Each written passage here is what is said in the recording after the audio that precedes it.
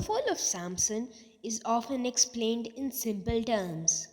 Delilah is blamed, temptation is emphasized. The story is reduced to a moral warning about dangerous relationships. While Delilah undeniably played a role in Samson's capture, Scripture itself presents a deeper and more troubling explanation. Samson's real weakness was not Delilah. It was a long standing disregard for the calling that set him apart. From before his birth, Samson's life was framed by a divine purpose. He was declared a Nazirite, consecrated to God, marked by vows that symbolize separation and devotion. Judges chapter 13, verse 5. His extraordinary strength was never portrayed as a natural ability.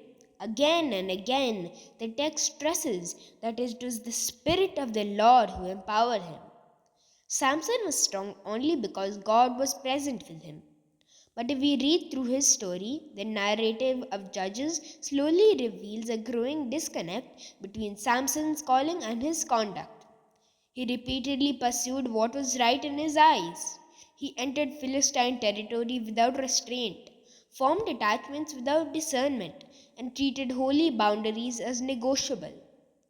These actions were not merely momentary lapses, but rather they're a consistent pattern. His story did not rush to Delilah right away. It patiently documents Samson's gradual erosion of spiritual seriousness. By the time Samson encountered Delilah, his heart had already learned how to play near the edges of obedience. Delilah did not introduce disobedience into his life. She confronted him at a point where compromise had already become something normal to him. His willingness to toy with the truth about his vow reflected a deeper issue. He no longer treated his consecration as sacred. The most sobering moment is in the account comes not when his hair is cut, but when the scripture says he did not know that the Lord had left him. Judges chapter 16 verse 20. This statement reveals that Samson's loss of strength was not sudden or arbitrary. It was the result of prolonged carelessness towards God's presence. Samson assumed that power would be always available regardless of obedience. He confused God's patience with God's approval.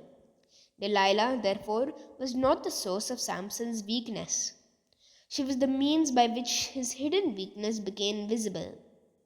What ultimately brought Samson down was not seduction by a divided heart, but a life that relied on divine gifts while neglecting divine relationship.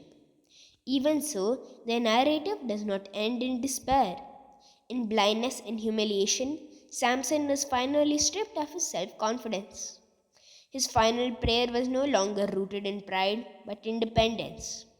Though imperfect, his last act acknowledged that strength belongs to God alone.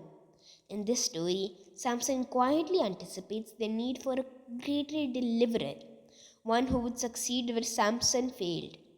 Christ stands in contrast to Samson. Where Samson treated obedience lightly, Christ embraced it fully. Where Samson's strength faltered because of disobedience, Christ's power was revealed through submission to the Father's will. Samson delivered Israel temporarily and imperfectly. Christ delivers completely and eternally. Read carefully. Samson's story is not primarily about a woman who betrayed him. It is about a man who slowly drifted away from his calling. It warns that spiritual collapse rarely begins with one dramatic sin. More often, it begins with small compromises and a growing familiarity with holy things. Delilah was not Samson's real weakness. His careless relationship with God was.